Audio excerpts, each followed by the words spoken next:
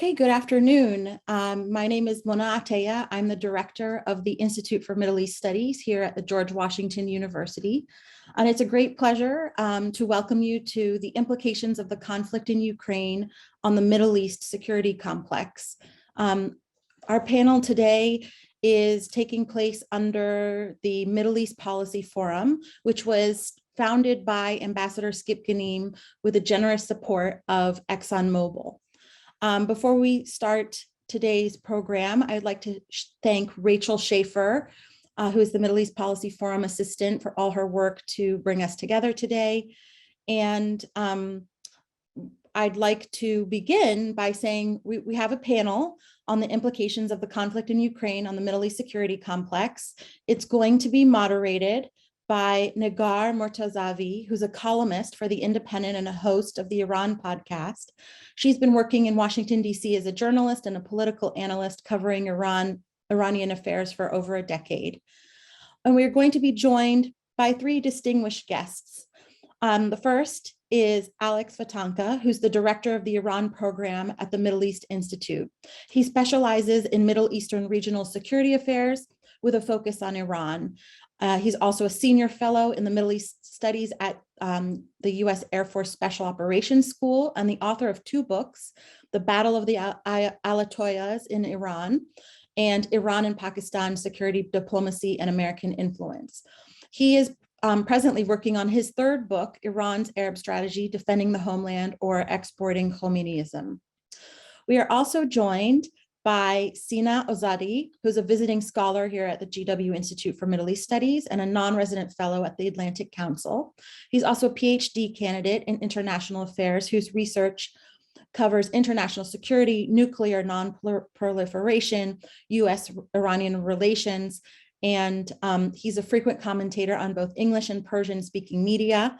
He's also an alumni of the Elliott School with a BA and MA in international affairs.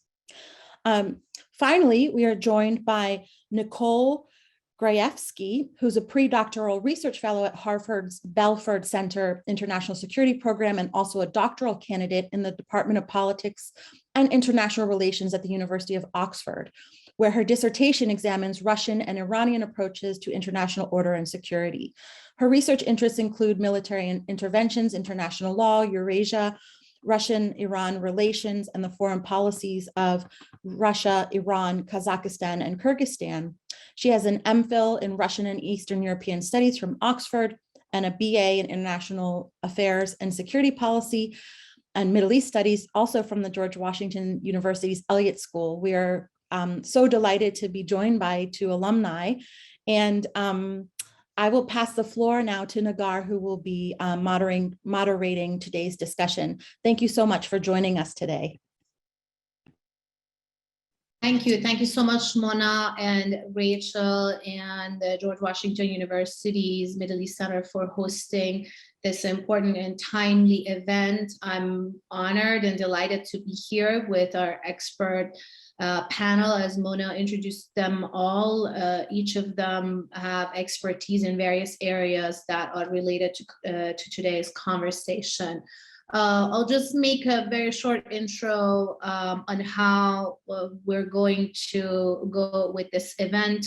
We have about an hour, so I'll have a conversation with our panel for the first 45 minutes or so of the panel, but I encourage our audience to post questions and comments in the chat box below your Zoom link, and I'll take questions from the audience at the end. We're going to talk about Russia's invasion on Ukraine, the implications of this war on the Middle East, various countries in the region, Iran, as well as US allies, Arab countries of the Persian Gulf, and as well as Israel, the reluctance of some of these countries to condemn Russia's attack on Ukraine and sort of join the efforts, the global efforts against Russia, and also some of the double standards when it comes to condemning this kind of aggression from the Western world, as opposed to when it happens, say, from Russia, than when it happens from certain US allies, and also specifically talk about this war's impact on nuclear negotiations with Iran. So with that, let me first start with Nicole. Nicole, you have studied and researched Russia-Iran relations, as well as Ukraine-Iran relations, and this war has created a very interesting triangle. Obviously, Russia is an ally, has been an ally of Iran for years. At the same time, we've seen sort of a not too strong but reluctant condemnation of Iran for this invasion on Ukraine. Basically, the Islamic Republic not really coming out strong in supporting Russia's attack on Ukraine. How do you see this war and this invasion impacting Russia-Iran relations, for that matter, and then also Ukraine-Iran relations in this sort of triangle that's been created? Thank you for your question, and thank you to the Middle East Policy Forum for hosting this important event. In terms of the Russia-Iran relationship, it hasn't been a pretty easy or smooth relationship historically. There's been vacillations where periods of confrontation have really undermined the development of the relationship. But over the past decade or so, you've seen a strengthening of ties, and I think that has come through with the current policy of the Iranians towards the war in Ukraine. So far, at the official level, Iran has not resolutely condemned the intervention. They've stressed diplomatic negotiation and has sought to facilitate that both through the Ukrainians and the Russians. But at the same time, Iran has supported Russia in the UN, especially with the removal of the Russia from the Human Rights Council, and has touted the rhetoric that the Russians have long stressed about NATO expansion and the dangers of Washington's unilateralism. So there's kind of this, it has played into, I think, some of the Iranian pre-existing synergies with Russia when it came to this embattlement with the West. But at the same time, Iran does face its own issues domestically with separatism. And so short of endorsing the kind of claims that Russia is making in terms of Ukrainian territorial integrity, Iran's likely going to continue supporting the political position, at least in the war. In terms of Iran-Ukraine relations, which haven't really been as robust as the Russia-Iran relationship, Iran does have, right at the moment, they do have a diplomatic mission still active in Kyiv, but the relationship has been somewhat affected quite adversely with the downing of the Ukrainian aircraft during the whole escalation over the Soleimani assassination. So Iran-Ukraine relations has already been kind of damaged by this, but still with the reports of potential arms facilitation to the Russians, the Iranians did deny that and convey that to their Ukrainian counterparts. Just a quick follow-up, Nicole. Looking from the Russian perspective, how much do you think Russia expected from Iran as far as their support for this invasion? What is the relationship sort of viewed from the Russian perspective when it comes to this position that Iran has taken, as you described? I don't think it's all that surprising if when Raisi went to Moscow in January this year, his speech to the Russian Duma pretty much articulated Russian talking points when it came to Ukraine and when it came to issues of NATO expansion. So I don't think Russia was all that surprised with Iranian kind of synergies in that sense. What is significant, and I think it's a shift from 2014, is Iran's kind of institutional support for Russia. So during the original annexation of Crimea, Iran was notably absent during the vote on territorial integrity. Iran has either abstained or voted against any kind of General Assembly resolution when it came to this. So I think Russia views this as kind of beneficial. There's been instances where Iran has previously supported Russia's position on the Kerch Strait crisis and on the now defunct Minsk II process. So there's, I think that this was quite expected from the Russian position. And I think that at least in terms of having a coalition of allies, Iran's quite significant in that sense. Thank you, Nicole. Let me go to Sina because I know the Iran nuclear negotiations are only one aspect of this issue, but it's the topic of the day here in Washington. It has been continuously. We know there's a stalemate as far as the negotiations are concerned in Vienna. And then before this war, interestingly, the Russian negotiator, the diplomat in Vienna, played a very key and instrumental role, specifically because Iran and the US, the diplomats, negotiators were not meeting directly. So both the European Union and the E3, as well as the Russian negotiator, were playing a key role. And then that dynamic kind of changed when Russia invaded Ukraine. At some point, it created some bumps in the road. Russia was coming out with new requests, which then the side sorted that out. But the negotiations are still at a stalemate, mainly between Tehran and Washington. But Sina, talk about how this war has impacted the long-term process of the negotiations in Vienna, or whether, because there's also an argument that the war in Ukraine and sort of the top headlines that are about Russia's aggression may have created some political space for the Biden administration to actually go ahead with the revival of the JCPOA. How do you see the shadow of this war and invasion on the nuclear negotiations with Iran, either in Vienna or also now the extension of that stalemate? Well, thank you, Negar. Thank you, Rachel and Mona, for creating the event. I know that we've been working on it for a while. But let me begin. The short answer is the impact is not positive. And while absolutely there is space for Iran and the US to talk, Iranians have simply refused, and they continue to insist that the negotiations have to be conducted indirectly. But let me explain this, that for Russia, as one Russian pundit recently commented, that in a sense, the dangers of an Iran with being in the Western camp is much higher than the dangers of a nuclear-armed Iran.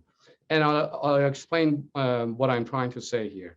For Russia, an Iran which is pro-Western, which has good relations with the US and the EU, will not serve its interests. Within Iran, there are two camps that I'm going to discuss. The first camp, and currently they are not connected to the circles of power somehow, they believe that Russia is a declining power and its invasion of Ukraine has failed. It has been practically defeated in achieving its goals.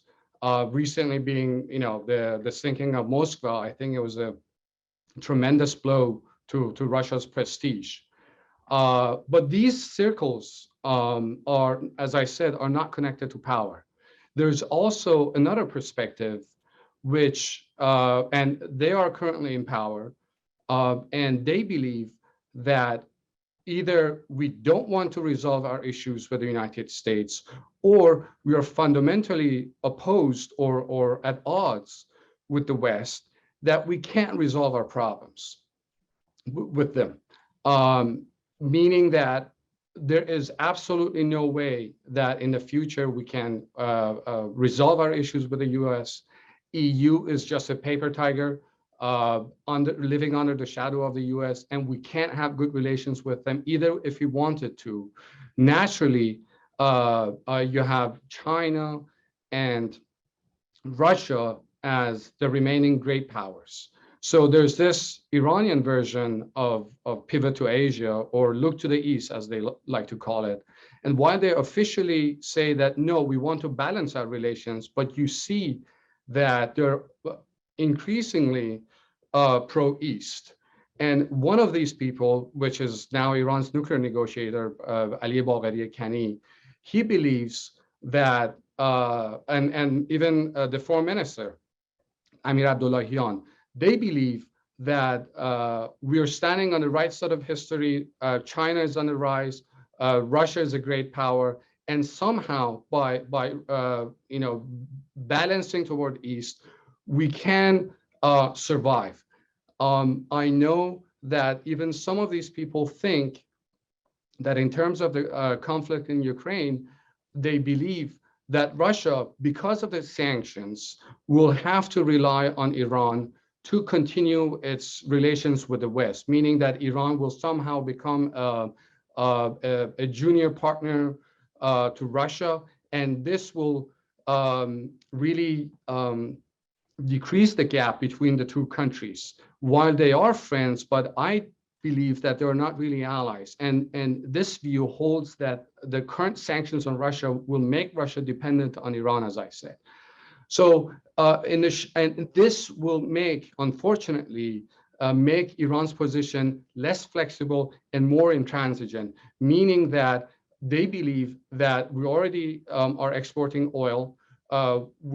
Future of relations with the West are not that positive. So let's create this bloc of sanctioned countries with Iran and Russia, with the political power of China. So in short, I don't think that the conflict has a positive impact on the negotiations. Thank you, Sina. Let me go to Alex. Alex, let me bring you in. You study Iran's modern history, factional politics. Talk about how you see this war impacting Iran's foreign policy strategy as a whole, and whether you think Tehran may recalibrate its move towards the East or its long-term foreign policy vision in light of the new global dynamics. And then if you can also talk about specifically the regional policy, or I can ask you a follow-up question, but let's talk about how you think, if at all, this conflict has had an impact on Tehran's strategic viewing of its broader foreign policy. Thanks, Negar. Good to be with everyone, and thanks to George Washington University for hosting us all. I look forward to our time together. Before I answer your question, let me just respond, or not respond, but say a word or two about the sort of Iranian reaction to what happened in Ukraine.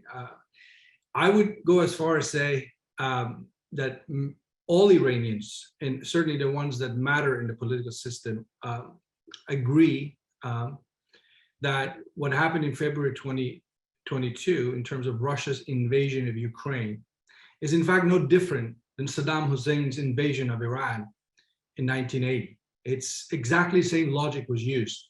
Saddam Hussein invaded Iran saying the province of Khuzestan is not Iranian land, it's Arab land. And it's exactly the same logic that Vladimir Putin has used in his invasion of Ukraine. Now, there's a difference, and this is to something that Sina has already started, talking about, which is whether you speak this truth openly or not depends which faction you kind of belong to.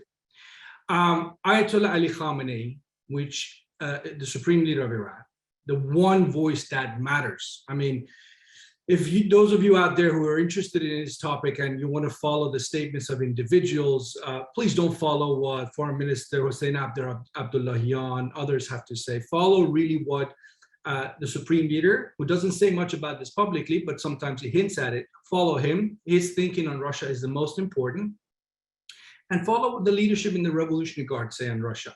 And there's a reason why these two centers of power are the most important, because for them, Russia increasingly is not about a foreign policy issue. It's about their political survival at home. They don't have many friends. They see what Russia has done. As I said, the logic is no different than Saddam's logic in invading Iran. They get that. They are reluctant to support Russia, and I believe they are reluctant, but they have nowhere to turn as far as they're concerned. The hardline faction, unlike the previous administration of Hassan Rouhani and the likes of Javad Zarif, and I don't want to make a big deal in terms of their differences, but there were differences between the two administrations. And the ones who have all the levers of power in Tehran today, from Ibrahim Raisi in the presidential palace to the Supreme Leader's office to the top brass in the Revolutionary Guards, they are unanimous in agreeing that it doesn't matter what Russia does. we have no option but to stay with the Russians because frankly, and I don't know, this is the proverb, I'm sure everyone's heard it, one bird in hand is better than two birds in the bush, right? We know what we have with the Russians. It's a complicated relationship, to Nicole's point, but at least we have a relationship. What about the Americans? What about the Europeans? There, it's basically a Hail Mary situation. You can hope for something good to come out of it, but you have no idea if diplomacy will work and deliver with the Americans and the Europeans. So why even try? Why gamble? Why risk upsetting the Russians? And that's, I think, the position of the Iranians. They do it kind of holding their nose. I mean, they should. I mean, people should remember, Iran lost 256,000 souls in an 8-year war with Saddam Hussein, where he invaded. I don't know how long the war in Ukraine is going to continue, but it's the same logic. So the Iranians should be the first one, the loudest one, certainly in the Middle East, to come out and condemn what the Russians have done. The reason why they don't do it is pure factional politics in Tehran. They believe if they upset the Russians, then the Russians could essentially become a spoiler in a very sensitive political moment in Tehran, where Ayatollah Khamenei is 83 years old. There's a succession process that's already underway, and the hardline camp want to keep a steady boat for the sake of survival of their power, grip on power, and to sort of do anything other than what they have done, which is to sort of not condemn the Russians, would have been too much for them. So they haven't. That's why they've kept the position. I spoke more than I should have done. So let me stop here and have your follow-up question, Negar. I don't want to take too much of your time, but you did want to talk about the region. But let me give you a second to sort of ask the question. So Alex, you very well explained the situation up until now, but do you see Tehran any recalibrating of this foreign policy position that they've had until now? Like you said, they're put in a tough position, and I'm going to follow up with the panel about other countries in the region, but do you see any change happening? It doesn't sound like you do. Look, if the Islamic Republic was a logical entity, and a lot of people I'm sure are going to hate me for saying this, or certainly disagree with what I just said, but I don't consider the Islamic Republic an entity that puts Iranian national interests first. And you can say that's true for a lot of countries out there, but now I'm speaking about Iran. So I think if they were thinking about Iranian national interests, this would have been a perfect opportunity for the Islamic Republic not to be looking for excuses to excuse Russia's actions in Ukraine. I mean, if you listen to people like Raisi, and if you look at Iranian media, what are they saying? This is all NATO's fault.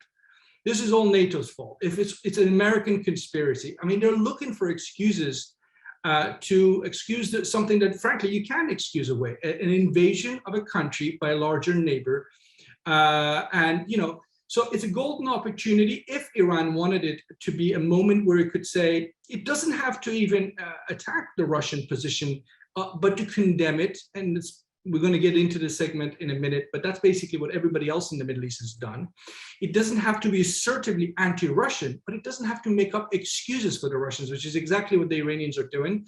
But as I said, the reason is, and again, this is, I think Sina mentioned this idea of look east, the West is declining, the future is China, Russia, and Iran has really no option but to put its eggs in those baskets, because that's the only way it can hope to thrive on the international stage. And to some extent, that is true. I mean, Russia and China have provided protection for Iran while the United States has imposed the maximum pressure campaign. Nobody can deny that. But I think there is a way other than excusing Russian action here, because Iranians have suffered from actions like what Putin has taken against Ukraine, and it could happen again to Iran as an old imperial state, as a country that's multi-ethnic. Imagine when others start looking for excuses to go out and question the sovereignty of Iran, the borders of Iran. This could be a monster that will be knocking on Iran's own door. It's a long-term problem, and I don't know if officials in Tehran think about it in those terms, but it would have been wise if they did. Thank you, Alex. Just to your point, we heard sort of a second-hand condemnation, although not so strong, from the Iranian foreign minister, Amir Abdullahian, when he was on his way to Moscow. In fact, we heard it from the Ukrainian foreign minister. Basically, he tweeted that grateful to Abdullahian for refuting allegations and for standing against Russia's war on Ukraine and supporting a diplomatic solution, again, going back to what Nicole was discussing. But let me now pose some questions to all of you in the panel, and not in any specific order. Feel free to come in, but Nicole, Sina, Alex, this is sort of an extension of what we were talking about. Well, how do you see, or what do you see behind, as far as reasoning, the reluctance of other countries, specifically US allies and partners in the region, Israel, Saudi Arabia, UAE, their reluctance in condemning the war and sort of joining the West, or at least their close ally, the US, in these efforts against Russia? We haven't seen those kind of strong statements coming from any of these major powers across the region. How do you see the reluctance of these countries? Nicole, Sina? Nicole, you want to go first? Then I'll. Yeah, sure. I mean, I think that the reluctance has to do with, I mean, it's simply, I don't think that these countries want to be embroiled into a broader conflict with the West and Russia. Ukraine is not, an immediate security threat. It's not an immediate issue for a lot of these countries. Also, Russia has fairly beneficial relations with a lot of Middle Eastern countries, especially since the Syrian civil war, and Russia still is an important actor in the region. And Assad visiting the UAE right during the war. I mean, there's a lot of changes that actually were precipitated from the Russian intervention in Syria, and Russia still has relations with the region. So I think, I mean, it depends on how strongly you would find this as a condemnation, but I do think that there is more reticence just in terms of being embroiled in the conflict with the West and Russia. Yeah, I'll just add to it that I think Middle Eastern powers or countries, quite similar to Iran, they think that the U.S. is somehow a declining power, or is trying to get out of the Middle East and pivot to Asia to counter China. And then, well, what are the options that we have? I mean, we want to have good relations with the Russians too. Defense contracts. And usually, my understanding is that Russians provide better deals to these countries than the United States. And Russia, similar to Chinese, I don't think that Russia is concerned with human rights in Iran, Saudi Arabia, or some of the US allies that have not a clean record on human rights. So I think that's one issue. And I also think that they've seen that the US or the West has some sort of a double standard when it comes to certain things such as sovereignty. So they believe that, well, Russia is here, they don't bother us with human rights, so let's not just create tensions between them. So just by remaining silent, I believe they're tacitly supporting what's happening in Ukraine. Negar, look, I agree with everything that was just said by both Nicole and Sina. I actually tweeted out earlier this morning a good piece by Edward Luce in the Financial Times. And Edward was making the case that, to Sina's point about double standards, that when you talk about the liberal international order, there needs to be consistency in implementing that. And the United States has been, at least from the perspective of Middle Eastern states, and I think a lot of states in the so-called global South, in seeing a bit of a lack of consistency. That why you're so upset about what happened in Ukraine, when you yourself, this is at least a charge leveled against the United States, have been selective in when it comes to the application or there's no respect of rule of law. So there's definitely that. But I think more sort of if you will, sort of narrower set of concerns that they have is the fact that in the case of the Biden administration's relations with some of the key allies or partners in the Middle East, I mean, to my knowledge, there's still no American ambassador right now in Abu Dhabi. And, how long has the Biden administration been in place? Relations, we all know, between Biden administration and the Saudis is as bad as it has been in recent decades, probably. So there is a relationship or lack of trust when it comes to the Gulf states. Certainly, I think the Turks have their own very complicated relationship with the Russians. They're a major trading partner of one another's rivals in the Syrian theater.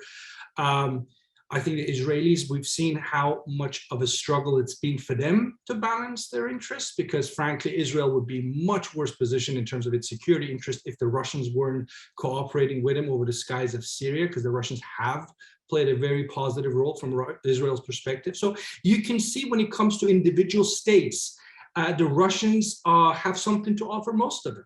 It's not going to necessarily replace the United States as that biggest of powers in the region. I think it's very premature to talk about the United States leaving the region, as some people have speculated. But nonetheless, since Russia's invasion or arrival on the scene in Syria in 2014, the Russians have proven to Middle Eastern states that they are a player to be reckoned with. And I think that's another key that makes them not want to necessarily confront the Russians, because frankly, they feel that this isn't about who's right and who's wrong. It's about basic national interest, and that's how most of the regions really have been playing their cards.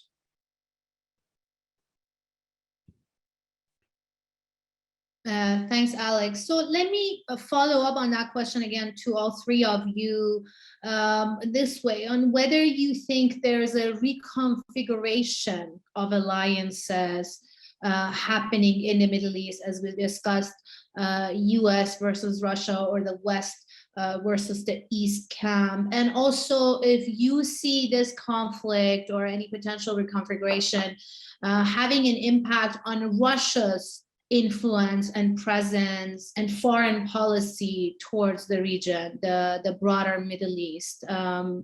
This question is again for all three of you, so feel free to come in. I can go first on this one.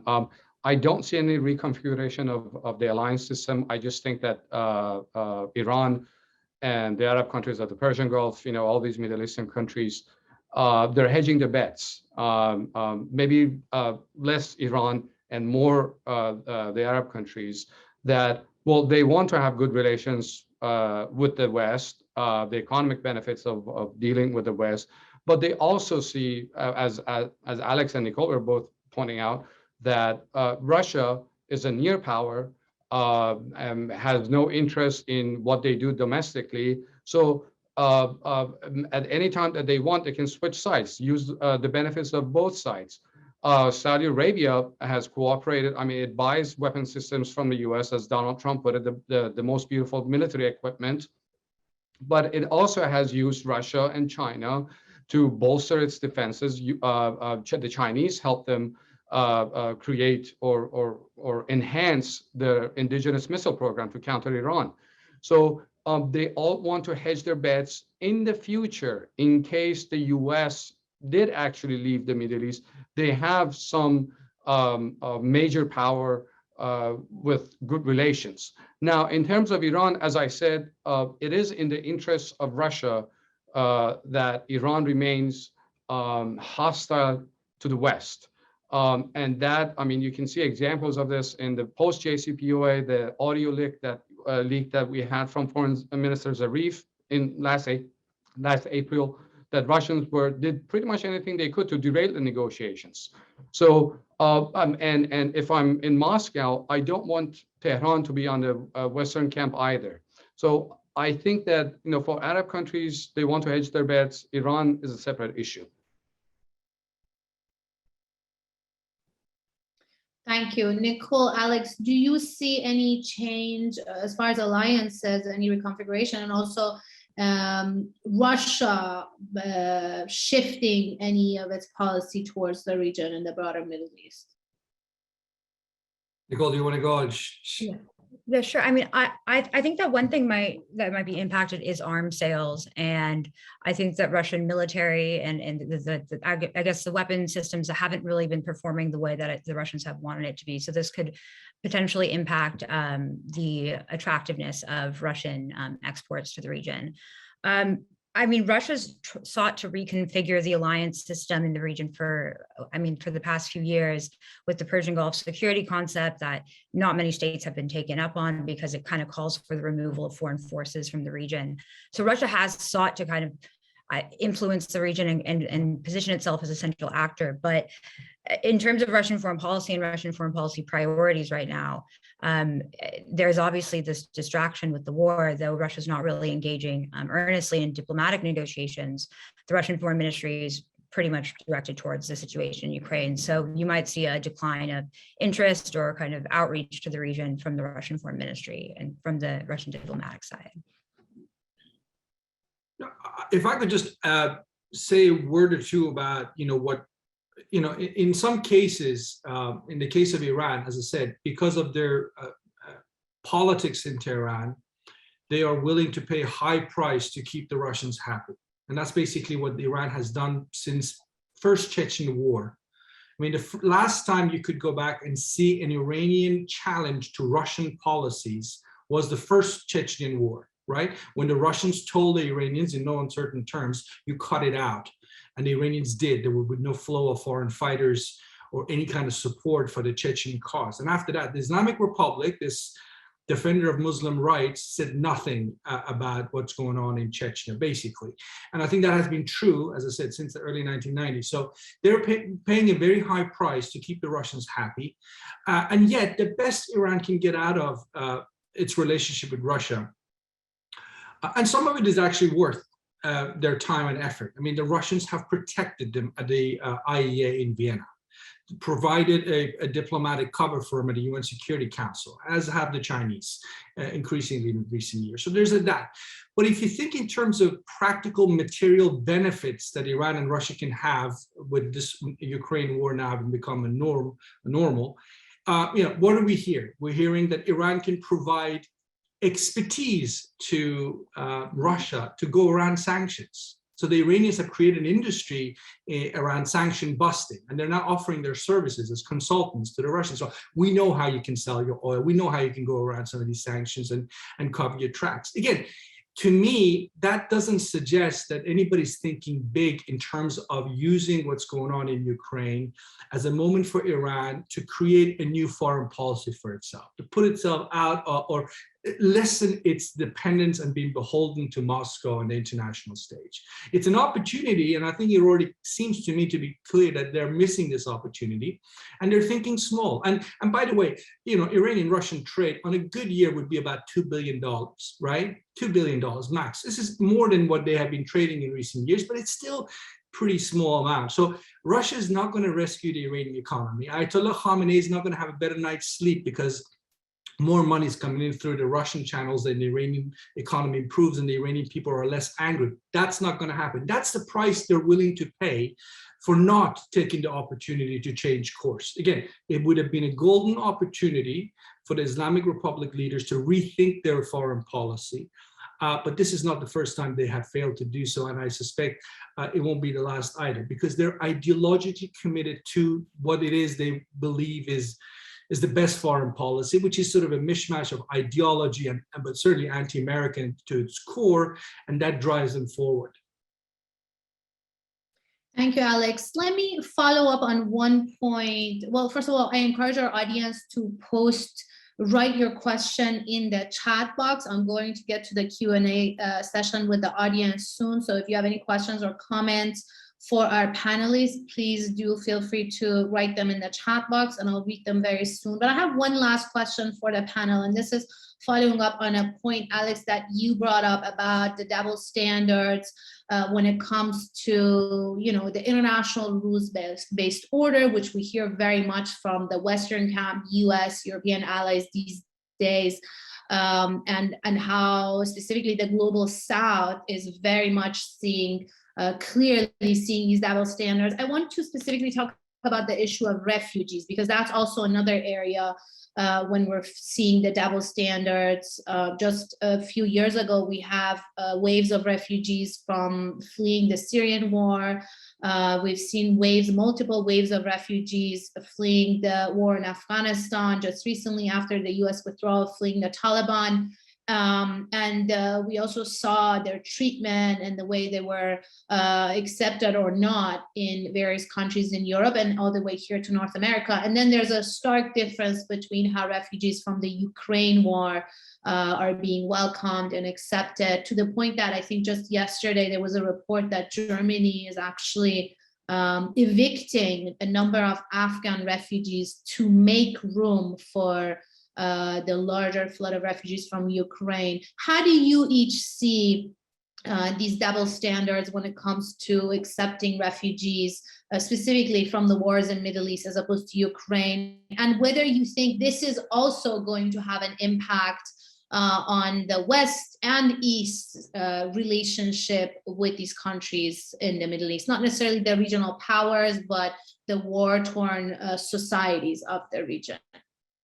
If I may very quickly, Negar, just react to that. It's not an area that I cover, but I mean, as just a casual observer, I can certainly point out that this is a phenomenon. I mean, if you read Middle Eastern media, if you read Persian, if you read Arabic, Turkish, and so on, this is something that is being debated in terms of the perceived difference in how Ukrainian refugees have been treated by certain countries, particularly Poland and other East European countries, versus other refugees. I think to some extent, you know, this is to be expected. This is about geography. This is about cultural, geographic, and other proximities. I mean, the fact that Poland is a neighboring state to Ukraine, and there's a lot of common history there, shouldn't make us be surprised that they treat Ukrainians differently than people that come from faraway lands. I mean, this is just to be expected.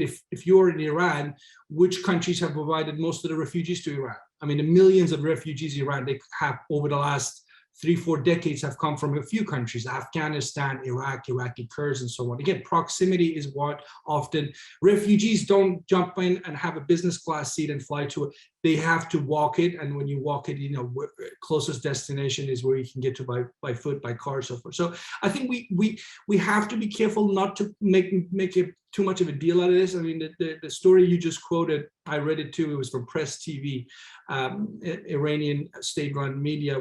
That's where I picked it up. I don't know. No, it was actually in Foreign Policy. I saw the link in Foreign Policy magazine. Well, if that's what the Germans are doing, you know, it's something that obviously is going to just create more suspicion, certainly in the global South, in terms of treatment, because when it becomes one of ethnicity and race, then you can't play the card of having the moral high ground. I mean, the idea of if you have a liberal international order where you box people based on ethnicity and race, and you want everybody to sort of rally around the flag when you ask them, it's not going to happen, because people are going to obviously judge you based on what they are.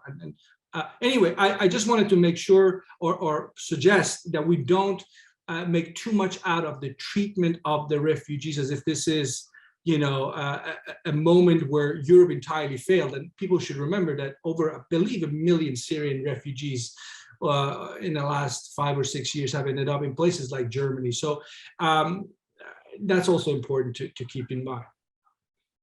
Thank you, Alex. Nicole and Sina, do you want to weigh in? I know this was sort of out of the scope of our conversation, but because Alex, you brought up the double standards in the international rules-based order, I thought this was a little bit related, and also it's something that's very much on my mind. If you two, Nicole or Sina, if you want to weigh in, any comments, or I can also move on to the Q&A.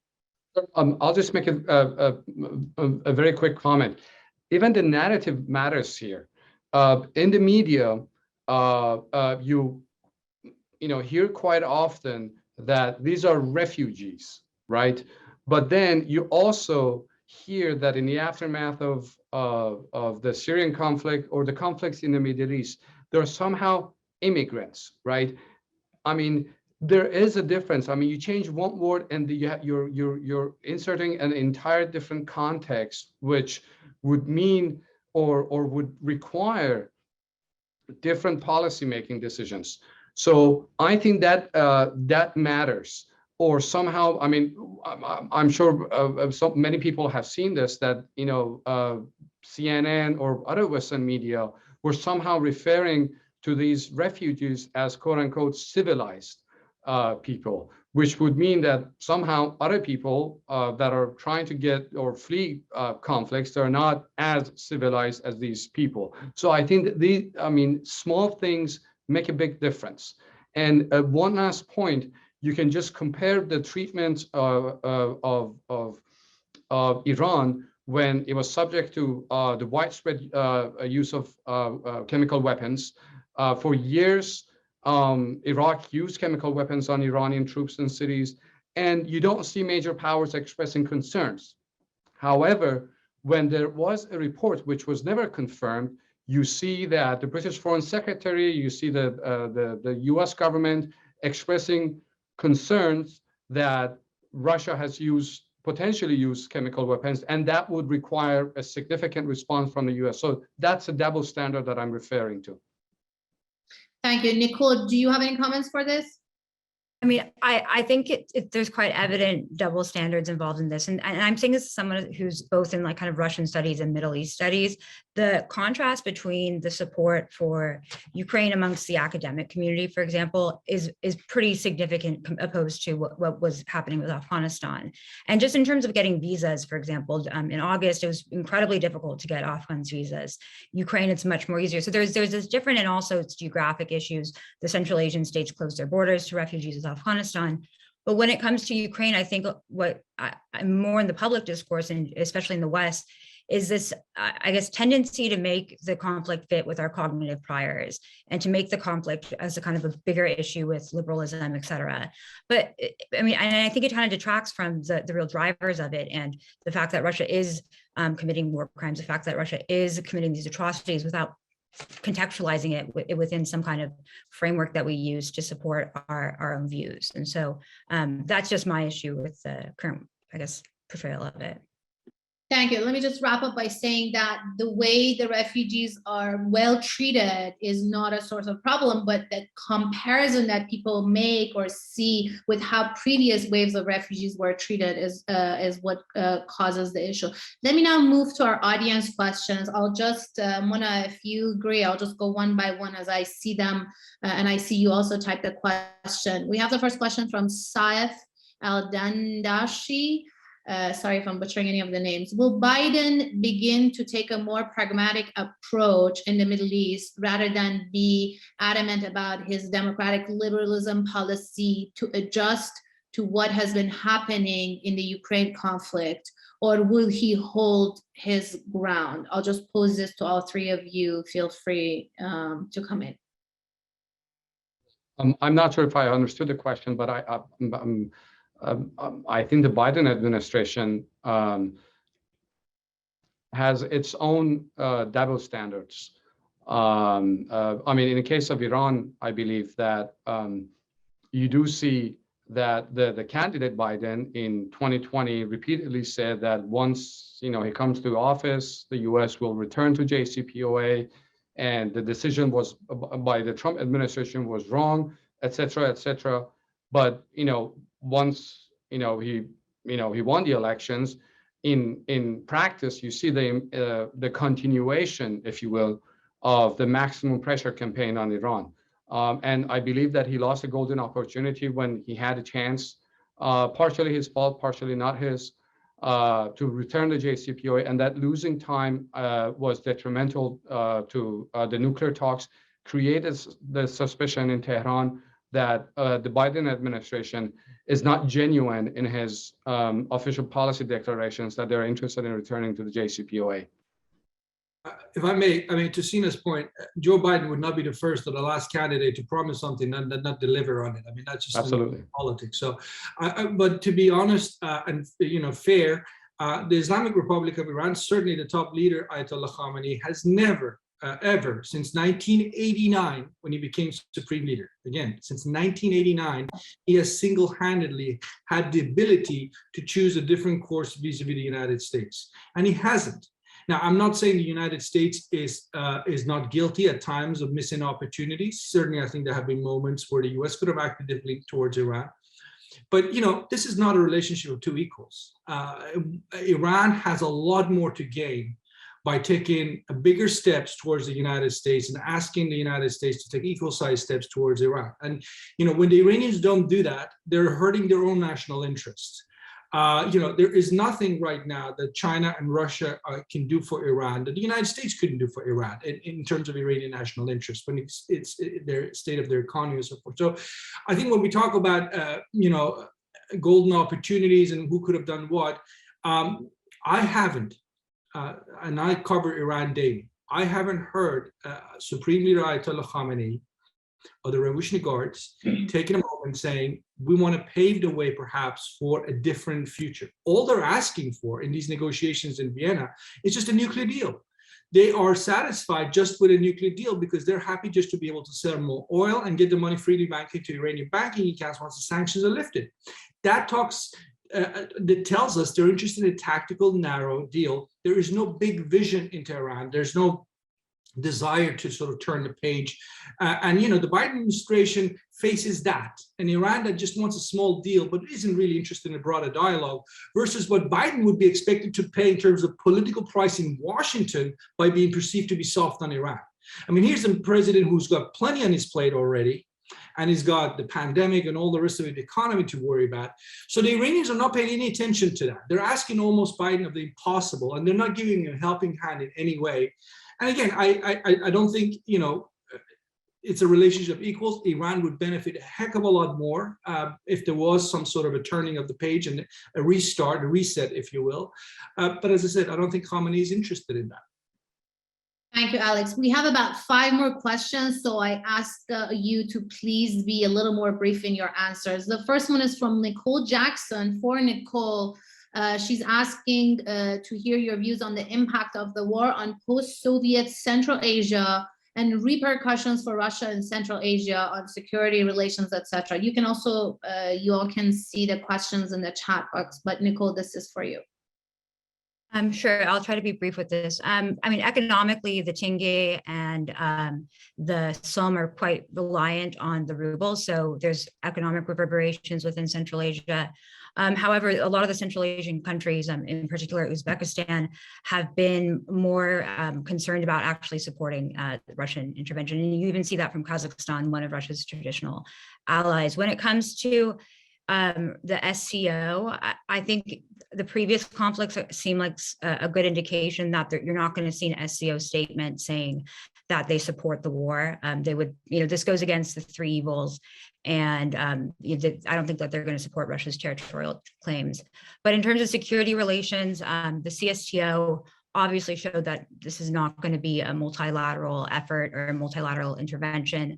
Russia still has concerns with the security issues, especially with Tajikistan. So, I think that there's going to be a variable impact, but in terms of Russian influence, that's yet to be seen, I think. Thanks, Nicole. I have a question. I'll pose this to the panel if you want to quickly comment. If from Henry Breer asking if you see any impact the French election has on the overall situation or not.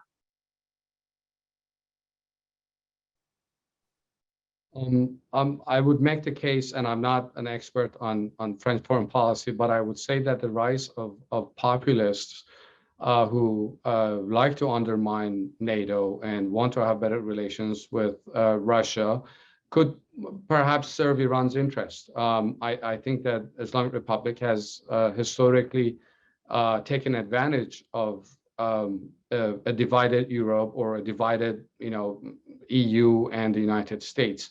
So that is what I think. And while the current president, Macron, has been in support of JCPOA, I think overall they would take, as I said, they would take advantage of a rift within the EU or Washington and the European Union.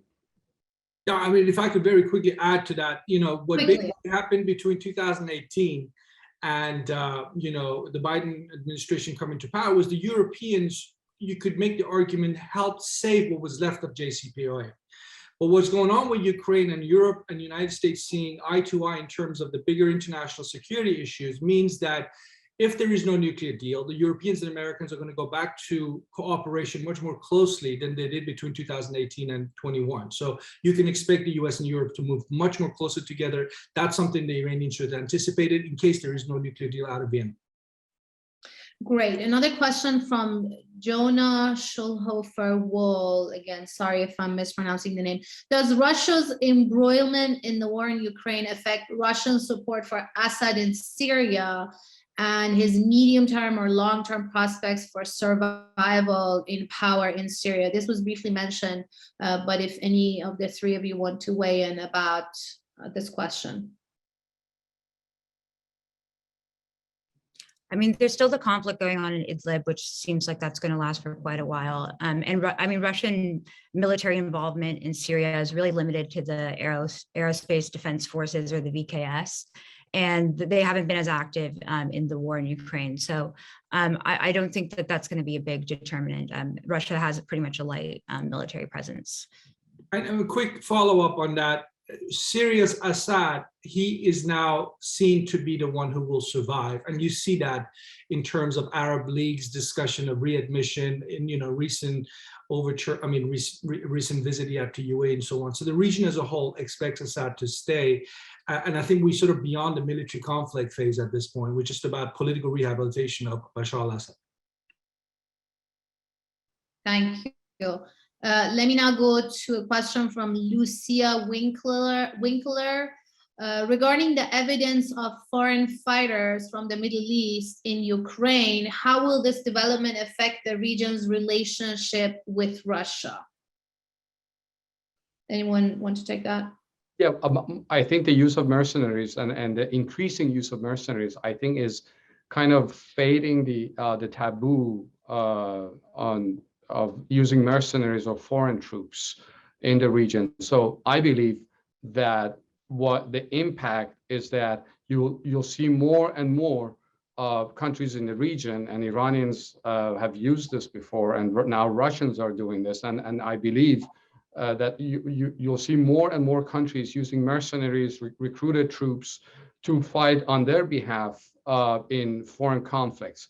And which is safe because, again, if somebody gets killed in action, it's a foreign national. You don't have anyone from your own people dying on the battlefield. So I think it will have an impact, and I think it's a fantastic question. We have a final question. We have a couple of comments. I'll let the audience read them, but we have one final question from our host, Mona Attia.